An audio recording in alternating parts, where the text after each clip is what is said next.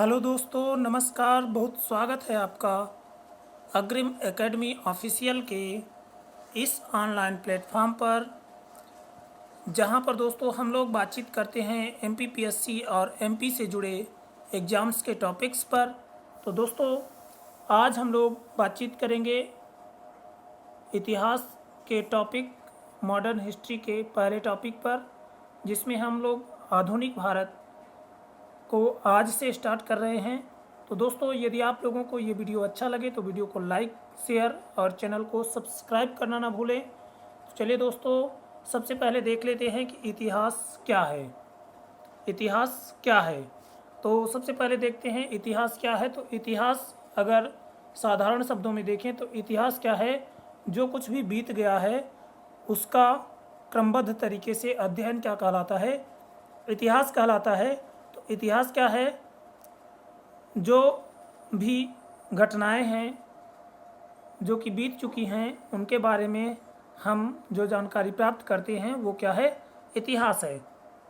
तो इतिहास क्या है, इतिहास हिस्ट्री यूनानी शब्द हिस्टोरिया से बना है। तो इतिहास क्या है दोस्तों, हिस्टोरिया यूनानी शब्द हिस्टोरिया से बना है, जिसका शाब्दिक अर्थ अन्वेषणों से प्राप्त ज्ञान है।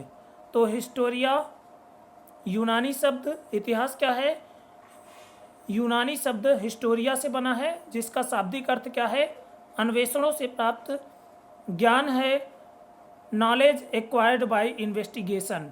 तो ऐसा ज्ञान जो क्या है, इन्वेस्टिगेशन से प्राप्त होता है, अन्वेषण से प्राप्त होता है, खोज से प्राप्त होता है, उसको क्या कहते हैं, इतिहास कहेंगे। इतिहास अतीत का अध्ययन है, क्योंकि यह लिखित दस्तावेजों में वर्णित है। और इतिहास क्या है दोस्तों, तो इतिहास क्या है, अतीत का अध्ययन है। और अतीत का अध्ययन है क्योंकि ये क्या है, लिखित दस्तावेजों में वर्णित है। ब्रिटेन के इतिहासकार E.H. कार महोदय ने अपनी पुस्तक व्हाट इज हिस्ट्री, तो व्हाट इज हिस्ट्री क्या है, ब्रिटेन के इतिहासकार E.H. कार की पुस्तक है, जिसमें उन्होंने इतिहास की परिभाषा दी है। और उसमें उन्होंने बताया है कि इतिहास क्या है, अतीत और वर्तमान के बीच में एक अनंत संवाद है।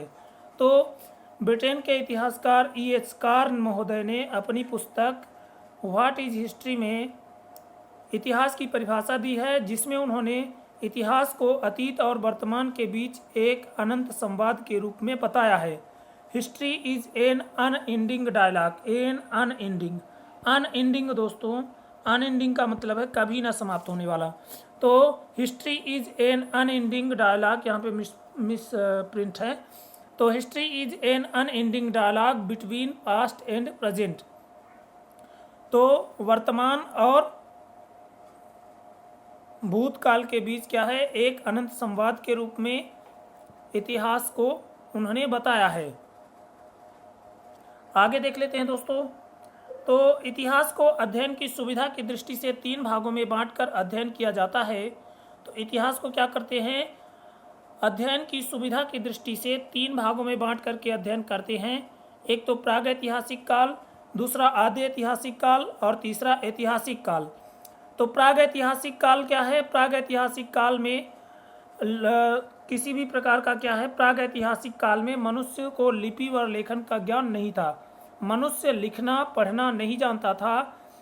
इसके उदाहरण स्वरूप हम लोग पाषाण काल को देख सकते हैं। तो प्रागैतिहासिक काल में क्या था, मनुष्य को लिपि व लेखन का ज्ञान नहीं था, उदाहरण पाषाण काल। और आद्य ऐतिहासिक काल में लिपि तो थी लेकिन उसको पढ़ा नहीं जा सका, जैसे इंडस वैली सिविलाइजेशन, सिंधु घाटी सभ्यता। और ऐतिहासिक काल में लिपि भी है और उसको पढ़ा भी जा सका है। तो इस तरह से ये इतिहास के तीनों काल विभाजन हो गए, प्रागैतिहासिक, आद्य ऐतिहासिक और ऐतिहासिक काल। तो प्रागैतिहासिक काल में मनुष्य को लिपि और लेखन कला का ज्ञान नहीं था, उदाहरण स्वरूप पाषाण काल। आद्य ऐतिहासिक काल में लिपि थी लेकिन उसको पढ़ा नहीं जा सका है, जैसे सिंधु घाटी सभ्यता। और ऐतिहासिक काल में लिपि भी है और उसको पढ़ा भी जा सका है।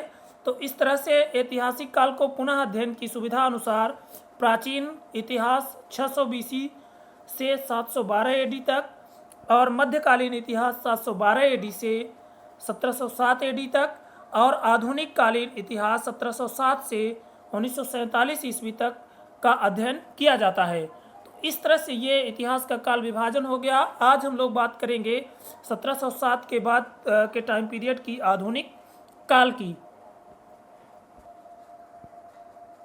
तो चलिए दोस्तों, पहले एक नज़र अपने MPPSC के पाठ्यक्रम प्रीलिम्स को ध्यान में रखते हुए देख लेते हैं कि क्या क्या हमको इस पूरे टॉपिक में, इस पूरे हिस्ट्री के अंतर्गत कवर करना है, कौन कौन से टॉपिक्स हम लोग कवर करेंगे। तो पाठ्यक्रम सिलेबस में देख लेते हैं। तो सबसे पहले तो इसमें एक लाइन में लिखा है भारत का इतिहास। तो पाठ्यक्रम की क्या है, यूनिट नंबर क्या है, ये यूनिट नंबर 2 है दोस्तों। इसमें लिखा है भारत का इतिहास। तो भारत का इतिहास प्राचीन एवं मध्यकालीन भारत के इतिहास की प्रमुख विशेषताएं। तो भारत के इतिहास में हमको क्या पढ़ना है, प्राचीन एवं मध्यकालीन भारत के इतिहास की प्रमुख विशेषताएं पढ़ना है। प्राचीन और मध्यकालीन भारत के इतिहास की प्रमुख विशेषताओं को पढ़ना है, घटनाओं को पढ़ना है और उनकी प्रशासनिक, सामाजिक और आर्थिक व्यवस्थाओं के बारे में क्या करना है, देखना है। अगला है 19वीं एवं 20वीं शताब्दी के सामाजिक तथा धार्मिक सुधार आंदोलनों को देखना है। तो 19वीं और 20वीं शताब्दी में जो सामाजिक तथा धार्मिक सुधार आंदोलन है उनको देखेंगे, और स्वतंत्रता संघर्ष एवं भारतीय राष्ट्रीय आंदोलन को देखेंगे। स्वतंत्रता के पश्चात भारत का एकीकरण एवं पुनर्गठन को देखेंगे। तो स्वतंत्रता के पश्चात भारत का किस प्रकार से एकीकरण हुआ और किस तरह से भारत को पुनर्गठित किया गया, तो ये सभी चीज़ें हम लोग देखेंगे इस पूरे जो है तो पाठ्यक्रम के अंतर्गत। तो आज दोस्तों हम लोग देखेंगे जो है तो मध्यकालीन भारत के अंतर्गत शुरुआत कर रहे हैं मध्यकालीन भारतीय इतिहास की। तो दोस्तों, यदि आप लोगों को ये वीडियो अच्छा लगे तो वीडियो को लाइक, शेयर और चैनल को सब्सक्राइब करना ना भूलें। तो चलिए दोस्तों, शुभारंभ करते हैं आज के इस सेशन की।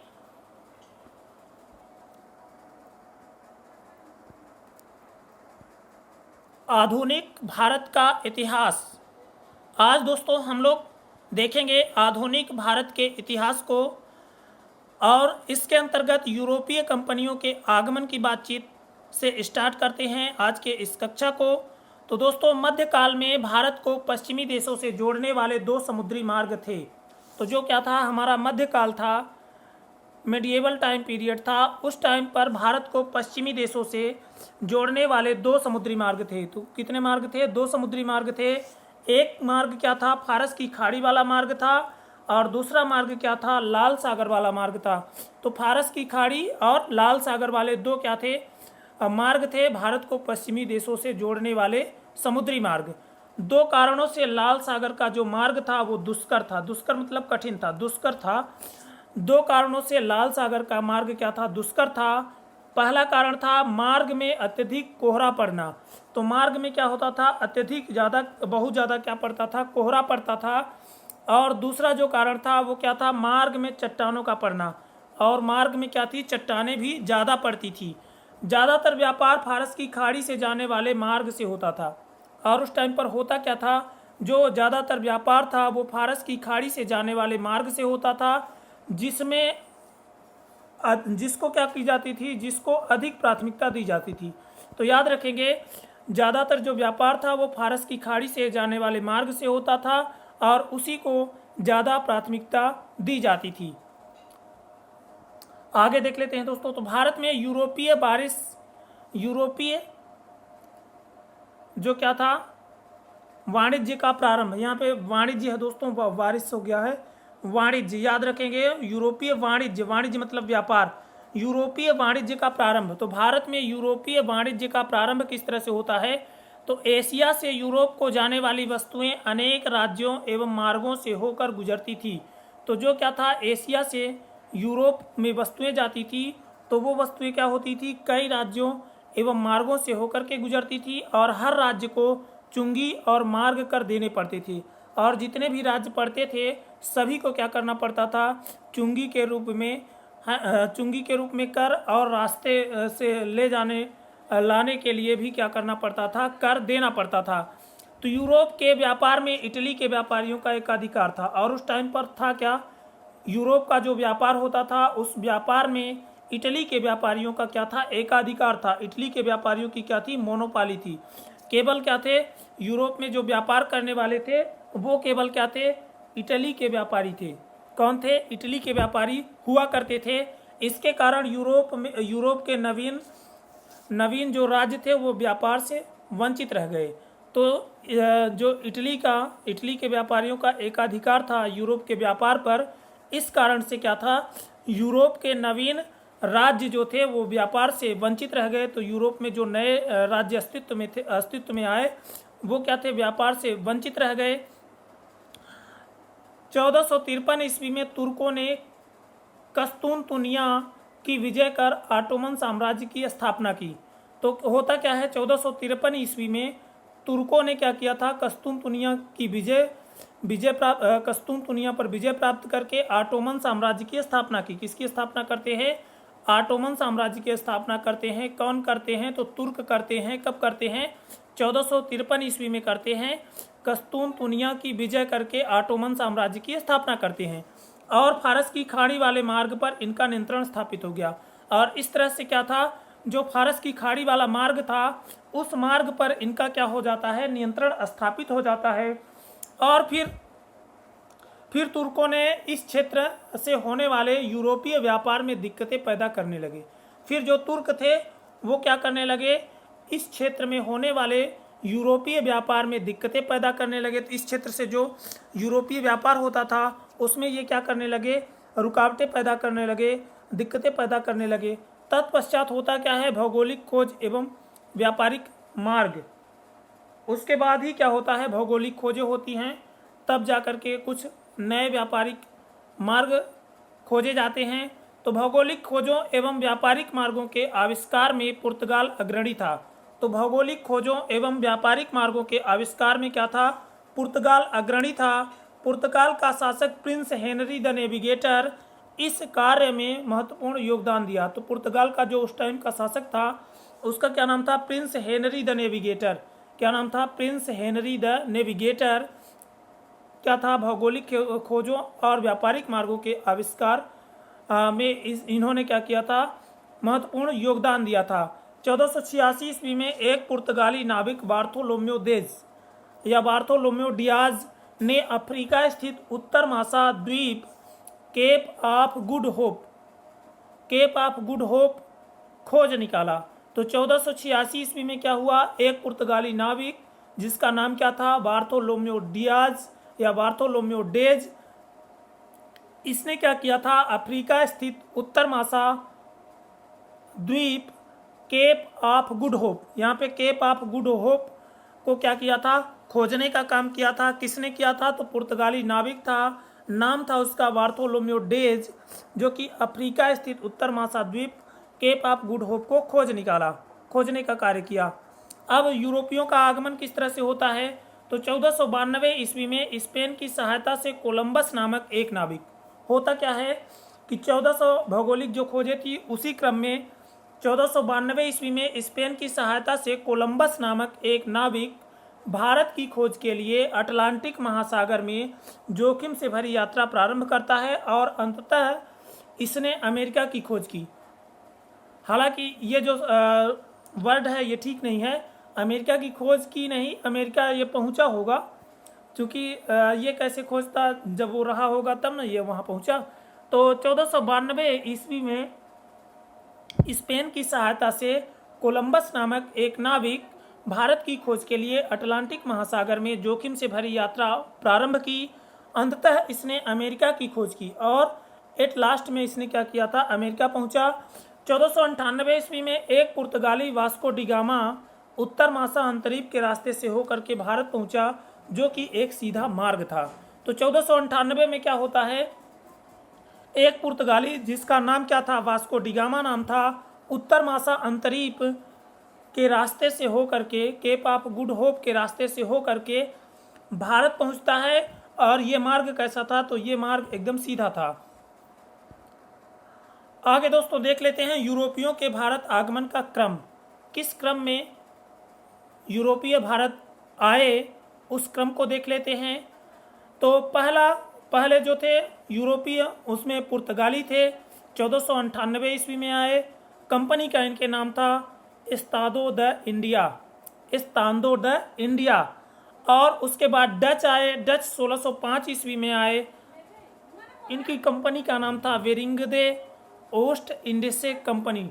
तो विरिंगदे ओस्ट इंडिसे कंपनी डचों की कंपनी थी।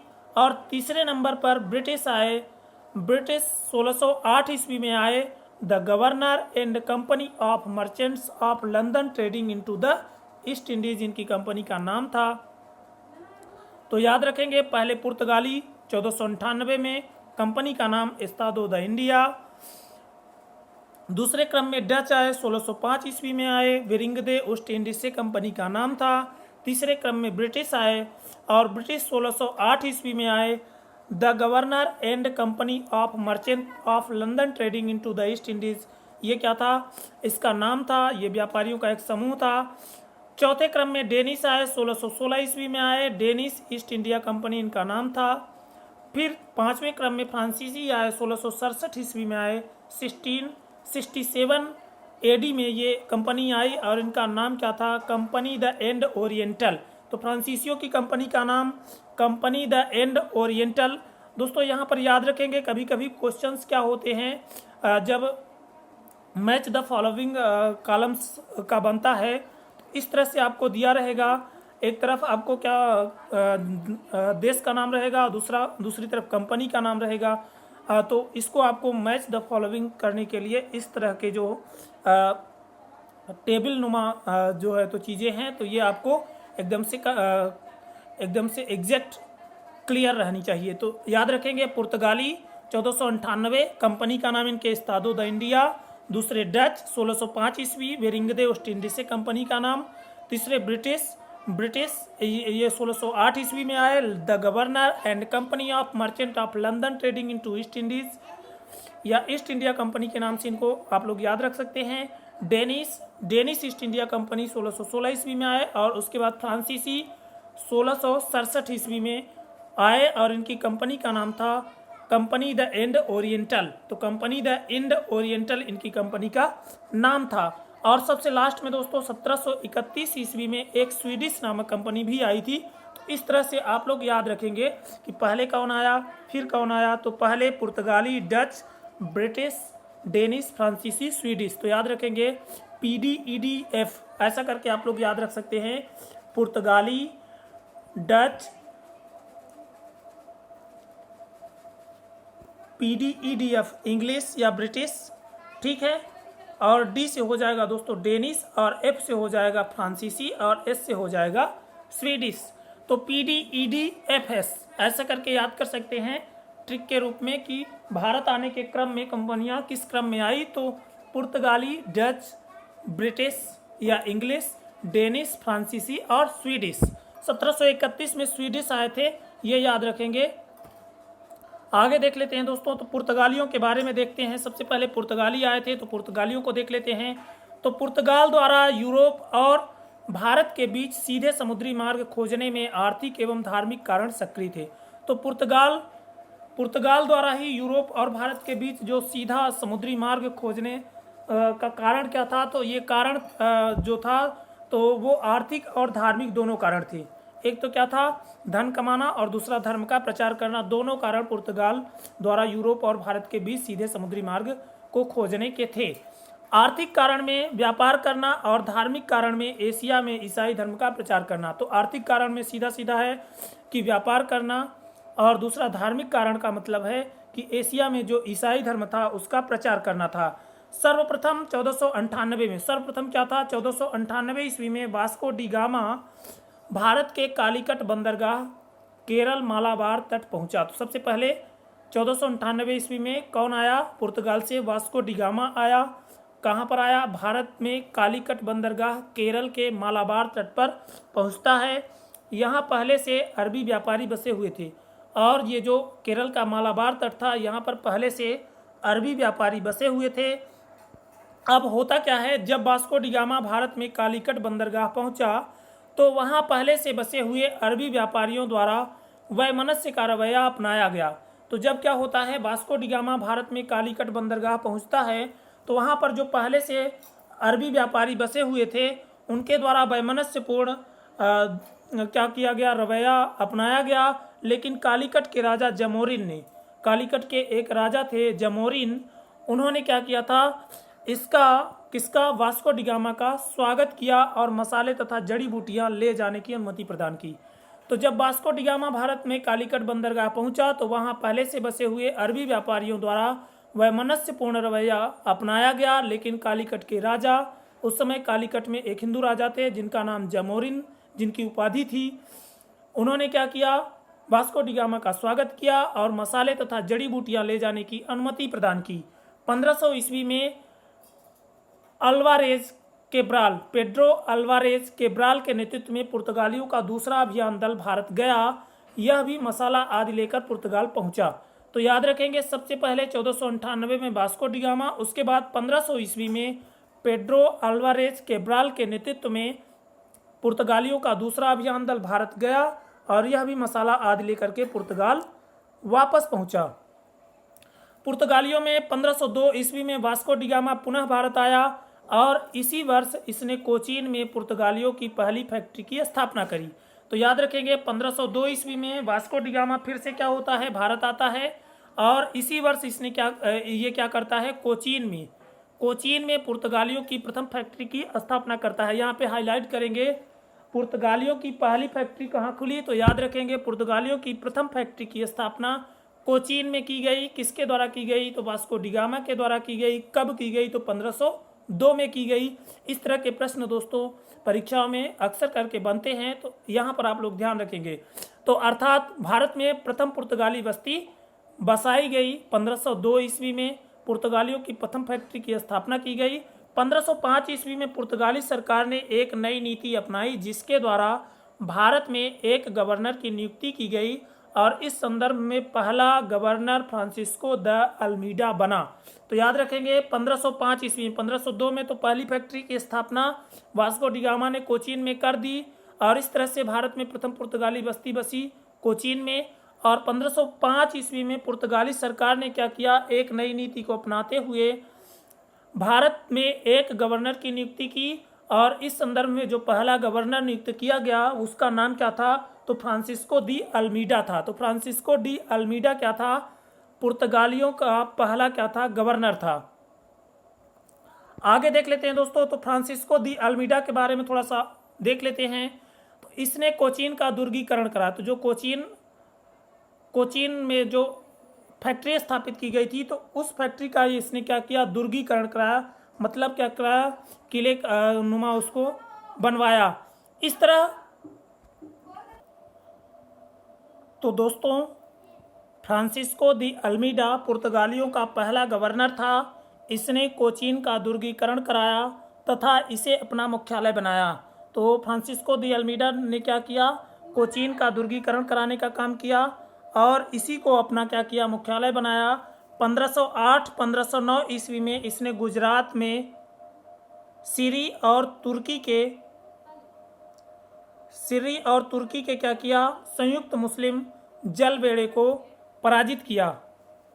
तो 1508-9 में फ्रांसिस्को दी अल्मीडा ने क्या किया था, गुजरात में क्या किया था, तुर्की के संयुक्त मुस्लिम बेड़े को पराजित किया था एवं द्वीप पर अधिकार कर लिया था। पराजित करके दमन और द्वीप पर क्या कर लिया था, अधिकार कर लिया था। यह पुर्तगालियों का पहला गवर्नर था और फ्रांसिस्को दी अल्मीडा क्या था, पुर्तगालियों का पहला गवर्नर था। दूसरा गवर्नर जो था दोस्तों पुर्तगालियों का, तो वो अल्बुकर्क था और इसका टाइम पीरियड क्या था, 1509-1515 ईस्वी। तो पुर्तगालियों का जो दूसरा गवर्नर था वो अल्बुकर्क था, 1509-1515 ईस्वी। अल्बुकर्क भारत में पुर्तगाली सत्ता का वास्तविक संस्थापक था। तो अल्बुकर्क क्या था, भारत में पुर्तगाली सत्ता का वास्तविक संस्थापक था। तो यदि इस तरह का प्रश्न बने दोस्तों कि भारत में पुर्तगाली सत्ता का वास्तविक संस्थापक कौन था, तो याद रखेंगे अल्बुकर्क था और इसका टाइम पीरियड क्या था, 1509 से 1515 ईस्वी तक। सन 1510 ईस्वी में बीजापुर से गोवा को जीत लिया। इसने क्या किया, इसने 1510 ईस्वी में, अल्बुकर्क ने 1510 ईस्वी में बीजापुर से गोवा को जीत लिया और वहाँ पर भी किलेबंदी करवाई और वहाँ पर भी क्या किया, दुर्गीकरण कराया, किलेबंदी करवाई। इसके समय पुर्तगाली एक शक्ति के केंद्र के रूप में विकसित हुआ। तो पुर्तगाली क्या हुए, एक शक्ति के केंद्र के रूप में पुर्तगालियों का विकास अल्बुकर्क के टाइम पीरियड पर होता है। तो अल्बुकर्क के टाइम पीरियड पर क्या होता है, पुर्तगाली एक शक्ति के केंद्र के रूप में विकसित होते हैं। और अगला जो क्या था, गवर्नर था, वो वास्को डी गामा होता है और इसका जो टाइम पीरियड था वो 1524 से 1529 था। वास्को डी गामा 1524-1529 ईस्वी तक गवर्नर रहा। 1524 से 1529 ईस्वी तक गवर्नर रहता है और 1529 ईस्वी में गोवा में उसकी मृत्यु हो गई। और 1529 ईस्वी में वास्को डी गामा की मृत्यु कहाँ हो गई, गोवा में हो गई। तो पुर्तगालियों का वह गवर्नर जिसकी मृत्यु कहाँ हुई, गोवा में हुई। तो वास्को डी गामा याद रखेंगे 1524-1529 उसका टाइम पीरियड था। गोवा में ही वास्को डी गामा की कब्र भी बनाई गई है। तो पुर्तगालियों का वह कौन सा गवर्नर है जिसकी कब्र कहाँ बनाई गई है, गोवा में बनाई गई है, या जिसकी कब्र भारत के गोवा में है, तो वो कौन सा होगा, तो वास्को डी गामा होगा। सेंट जेवियर ईसाई संत की कब्र भी क्या है, गोवा में है। तो सेंट जेवियर ईसाई जो संत थे उनकी कब्र भी कहाँ है, गोवा में है। अगला जो क्या है गवर्नर था वो नीनो द कुन्हा था।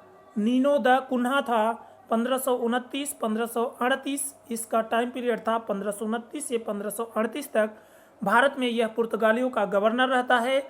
यह अल्बुकर्क का वास्तविक उत्तराधिकारी था। तो अल्बुकर्क के बाद यदि किसी को उत्तराधिकारी कहा जाए तो नीनो द कुन्हा था। और इसने क्या किया था, 1530 ईस्वी में कोचीन की जगह गोवा को अपनी राजधानी बनाया। तो पुर्तगालियों का वह कौन सा गवर्नर जो कि कोचीन की जगह गोवा को अपनी राजधानी बनाता है, तो वो नीनो द कुन्हा था, जिसने क्या किया था, कोचीन की जगह गोवा को अपनी राजधानी बनाया। उन्होंने मद्रास, तो नीनो द कुन्हा ने मद्रास के निकट सैंथोम तथा बंगाल के हुगली में पुर्तगाली बस्तियों की स्थापना करके भारत के पूर्वी तट की ओर पुर्तगाली वाणिज्य का विकास किया। तो जो नीनो द कुन्हा था इसने क्या किया, मद्रास के निकट सैंथोम तथा बंगाल के हुगली में पुर्तगाली बस्तियों की स्थापना करके भारत के पूर्वी तट की ओर पुर्तगाली व्यापार का क्या करता है, विकास करता है। आगे देख लेते हैं दोस्तों, पुर्तगालियों की देन को यदि देखें, पुर्तगालियों ने क्या दिया भारत को, तो भारत में प्रेस छापाखाना पुर्तगालियों की देन है।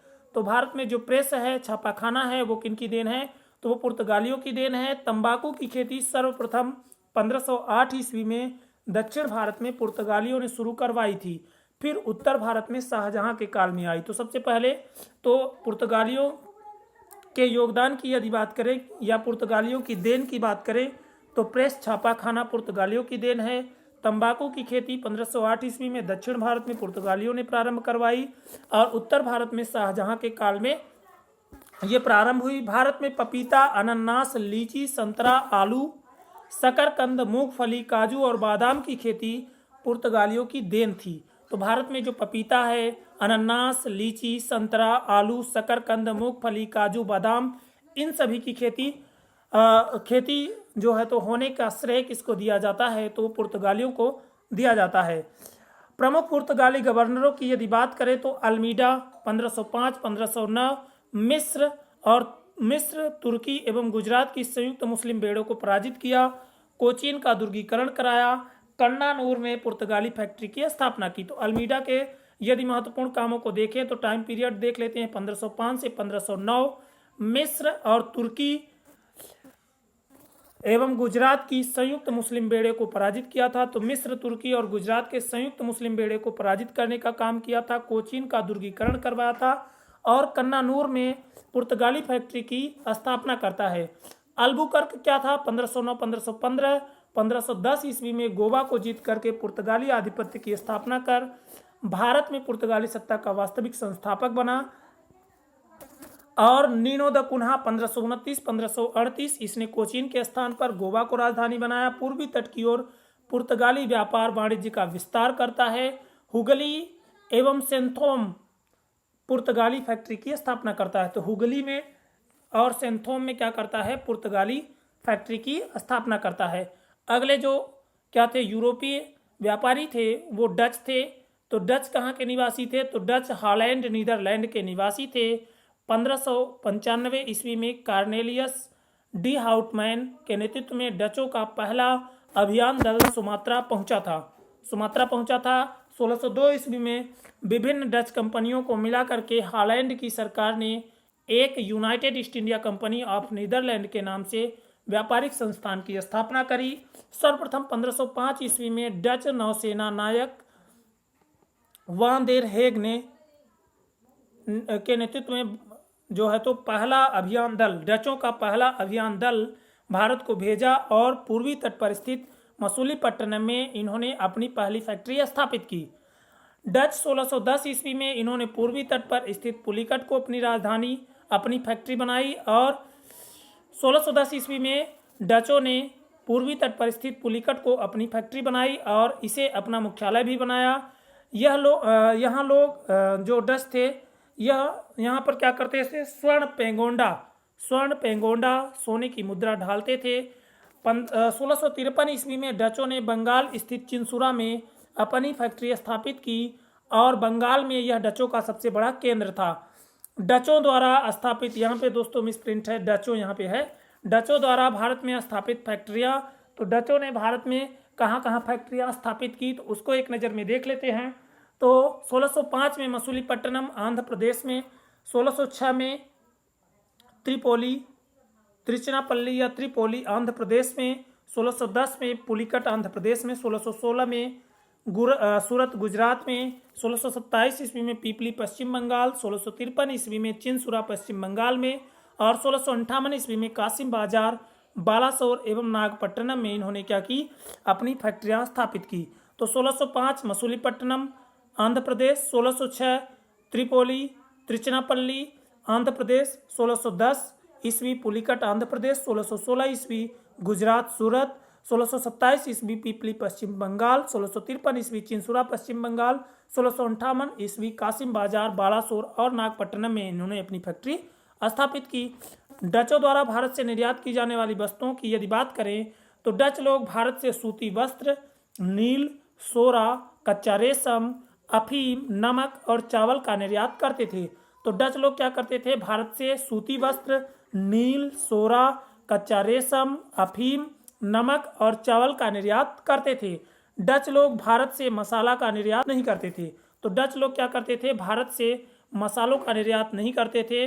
क्या क्या निर्यात करते थे, सूती वस्त्र, नील, सोरा, कच्चा रेशम, अफीम, चावल, नमक।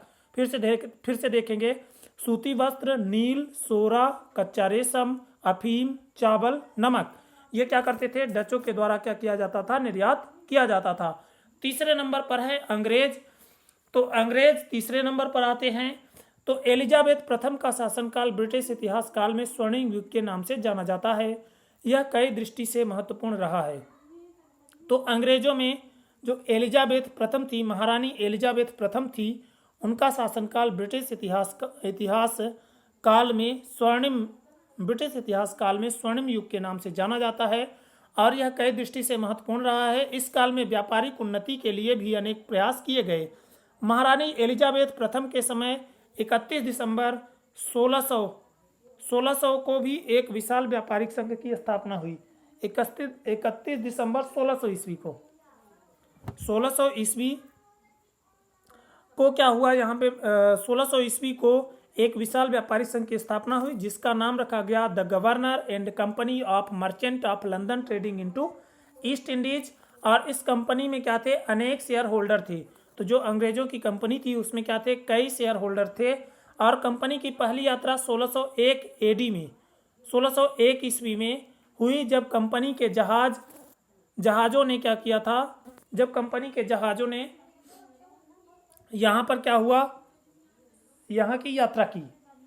सर्वप्रथम 1608 ईस्वी में कैप्टन हॉकिंस के नेतृत्व में कंपनी का पहला प्रतिनिधि मंडल हेक्टर नामक जल जहाज से भारत में सूरत पहुंचा और यहाँ पर अंग्रेजों की पहली अस्थायी फैक्ट्री की स्थापना की गई। तो सूरत में अंग्रेजों की पहली अस्थायी फैक्ट्री की स्थापना हेक्टर नामक जहाज से कैप्टन हॉकिंस के नेतृत्व में जो पहला प्रतिनिधि मंडल आया था उसने की। कैप्टन हॉकिंस सूरत से जहांगीर के दरबार पहुंचा जहांगीर ने इसे 400 का मनसब तथा खान इंग्लिश खान की उपाधि प्रदान की। तो कैप्टन हॉकिंस सूरत से जहांगीर के दरबार में जाता है और वहां पर जहांगीर क्या करता है, इसको 400 का मनसब प्रदान करता है और इंग्लिश खान की उपाधि भी प्रदान करता है। 1611 ईस्वी में अंग्रेजों ने पूर्वी तट पर स्थित मसूलीपट्टनम में अपनी दूसरी फैक्ट्री की स्थापना की। तो 1611 ईस्वी में अंग्रेजों ने पूर्वी तट पर स्थित मसूलीपट्टनम में अपनी दूसरी फैक्ट्री की स्थापना की और 1613 ईस्वी में अंग्रेजों ने क्या किया, सूरत की फैक्ट्री को स्थायित्व प्रदान किया और 1615 ईस्वी में ब्रिटिश सम्राट जेम्स प्रथम के राजदूत के रूप में सर टॉमस रो जहांगीर के दरबार में आया और यह 3 वर्षों तक 1618 ईस्वी तक जहांगीर के दरबार में रहता है। इसने व्यापार करने से संबंधित तथा व्यापार करों में छूट से संबंधित 2 लाइसेंस कंपनी के लिए प्राप्त किया। 1632 ईस्वी में अंग्रेजों ने गोलकुंडा के सुल्तान अब्दुल्ला शाह कुतुब शाह से 500 पाउंड वार्षिक कर देने के बदले गोलकुंडा के सभी बंदरगाहों से व्यापार करने का अधिकार प्राप्त किया। लाभकारी फरमान होने के कारण इसे सुनहरा फरमान के नाम से भी जाना जाता है। तो ये जो क्या था, 500 पाउंड वार्षिक कर देने के बदले गोलकुंडा के सभी बंदरगाहों से व्यापार करने का अधिकार था, इसको क्या किया, लाभकारी फरमान था, इस कारण से इसको सुनहरे फरमान के नाम से भी जाना जाता है। 1639 ईस्वी में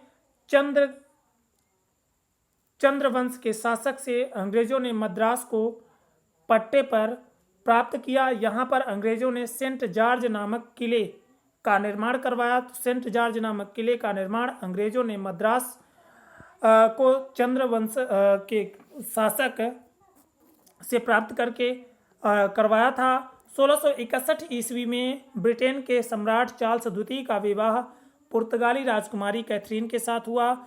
इस उपलक्ष्य में पुर्तगालियों से दहेज रूप में मुंबई चार्ल्स द्वितीय को प्राप्त होता है। तो 1661 ईस्वी में क्या होता है, ब्रिटेन का जो सम्राट था चार्ल्स द्वितीय, इसका विवाह किससे हो जाता है, पुर्तगाली राजकुमारी कैथरीन के साथ होता है और इसी उपलक्ष्य में क्या होता है, पुर्तगालियों ने से दहेज के रूप में मुंबई चार्ल्स द्वितीय को अर्थात अंग्रेजों को प्राप्त हो जाता है। और 1669 ईस्वी में क्या होता है, चार्ल्स द्वितीय ने मुंबई को, जो चार्ल्स द्वितीय थे उन्होंने क्या किया, मुंबई को 10 पाउंड वार्षिक किराए पर कंपनी को दे दिया और फिर कंपनी ने क्या किया, अपना उत्तराधिकारी नियुक्त कर मुंबई के गांव का शहरीकरण करवा दिया और जो यहाँ पर गांव थे उनका शहरीकरण करवा दिया गया। तो 1698 ईस्वी में अंग्रेजों ने बंगाल के एक जमींदार इब्राहिम खान से 1200 रुपये में 3 गांवों की जमींदारी खरीद ली। और होता क्या है, बाद में 1698 ईस्वी में अंग्रेजों ने बंगाल के एक जमींदार जिनका नाम क्या था, इब्राहिम खान था, उनसे 1200 रुपये में 3 गांवों की जमींदारी खरीद लेता है। यह गांव थे गोविंदपुर, सुल्तानाती और कोलकाता। तो इब्राहिम खान ने क्या किया, 1200 रुपये में 3 गांवों की जमींदारी दे दी और इन गांवों का नाम गोविंदपुर, सुल्तानाती और कोलकाता था। यही तीनों गांव विकसित होकर के कोलकाता नगर बसा और इन्हीं तीनों गांवों को बाद में विकास हुआ और यही कोलकाता नगर बना। कोलकाता नगर को बसाने का श्रेय जाब चारनाक को जाता है और जो कोलकाता शहर है इसको बसाने का जो श्रेय है ये किसको जाता है, तो जाब चारनाक को जाता है। तो यहाँ पे दोस्तों ध्यान रखेंगे, ऐसे प्रश्न भी बनते हैं कि कोलकाता शहर को बसाने का श्रेय किसको दिया जाता है, तो जाब चारनाक याद रखेंगे। 17वीं सदी में कोलकाता में फोर्ट विलियम किले का निर्माण हुआ और यह पूर्वी भारत के सभी वस्तुओं का केंद्र बन गया। फोर्ट विलियम का प्रथम अध्यक्ष सल 4 साल था और जो फोर्ट विलियम किला था उसका पहला जो अध्यक्ष था वो कौन था, चार्ल्स आयर था। 1715 ईस्वी में कंपनी का एक प्रतिनिधिमंडल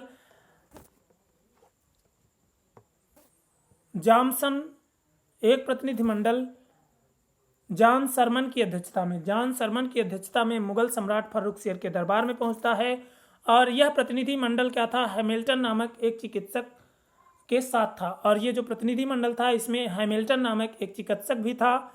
हैमिल्टन ने फर्रुख शेर को एक गंभीर रोग से मुक्ति दिलाई थी और जो हैमिल्टन था इसने क्या किया था, फर्रुख शेर को एक गंभीर रोग से मुक्ति दिलाई थी, जिससे प्रसन्न होकर के फर्रुख शेर ने 1717 ईस्वी में एक फरमान द्वारा कंपनी को अनेक रियासतें प्रदान कर दी। तो एक फरमान जारी किया और कंपनी को क्या कर दिया, अनेक रियासतें प्रदान कर दी। तो अंग्रेजों द्वारा भारत में स्थापित फैक्ट्रियों की यदि बात करें तो 1608 ईस्वी में सूरत में अस्थायी रूप से एक फैक्ट्री स्थापित की, जो कि स्थायित्व 1613 में प्राप्त करती है। 1611 ईस्वी में मसूलीपट्टनम में और 1616 ईस्वी में अहमदाबाद में, बुरहानपुर में और आगरा में, 1632 ईस्वी में गोलकुंडा में, 1633 ईस्वी में बालासोर एवं हरिहरपुर उड़ीसा में इन्होंने अपनी फैक्ट्री स्थापित की। 1639 ईस्वी में मद्रास में अंग्रेजों की फैक्ट्री स्थापित हुई। 1651 एडी में हुगली में, 1669 ईस्वी में मुंबई में और 1700 ईस्वी में कोलकाता में इन्होंने अपनी अपनी फैक्ट्रियां स्थापित करी। ब्रिटिश ईस्ट इंडिया कंपनी से संबंधित तथ्यों की यदि बात करें तो जहांगीर ने कैप्टन हॉकिंस को इंग्लिश खान की उपाधि देकर इसका विवाह एक आर्मेनियाई स्त्री से करवा दिया था। भारत आने वाला प्रथम अंग्रेज जॉन मिल्डन हॉल था। तो याद रखेंगे, भारत आने वाला प्रथम अंग्रेज कौन था? तो जॉन मिल्डन हॉल क्या था? प्रथम मिल्डन हॉल, जॉन मिल्डन हॉल क्या था? भारत आने वाला प्रथम अंग्रेज था।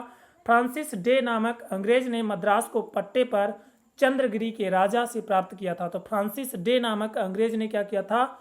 मद्रास को पट्टे पर चंद्रगिरी के राजा से प्राप्त किया। गेराल्ड आंगियर को मुंबई नगर का संस्थापक माना जाता है। याद रखेंगे, गेराल्ड आंगियर को मुंबई नगर का संस्थापक और जॉब चारनाक को कोलकाता का संस्थापक।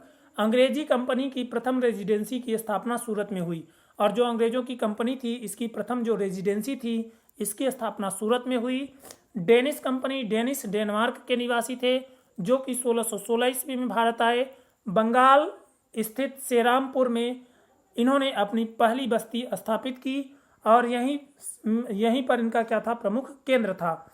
अगले हैं फ्रांसीसी। तो फ्रांसीसी ईस्ट इंडिया कंपनी की स्थापना लुई 16वें के शासनकाल में इसके मंत्री कोलबर्ट के प्रयासों से 1664 ईस्वी में हुई। 1667 ईस्वी में फ्रांसिस कैरो के नेतृत्व में फ्रांसीसियों का पहला अभियान दल भारत में सूरत पहुंचा। तो फ्रांसीसी ईस्ट इंडिया कंपनी की स्थापना लुई 16वें के शासनकाल में उसके मंत्री कोलबर्ट के प्रयासों से 1664 ईस्वी में हुई और 1667 ईस्वी में फ्रांसिस कैरो के नेतृत्व में फ्रांसीसियों का पहला अभियान दल भारत में सूरत पहुंचा और यहीं पर इन्होंने अपनी पहली फैक्ट्री की स्थापना करी।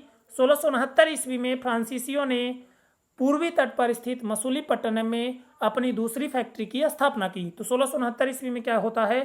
फ्रांसीसियों ने पूर्वी तट पर स्थित मसूलीपट्टनम में अपनी दूसरी फैक्ट्री की स्थापना की।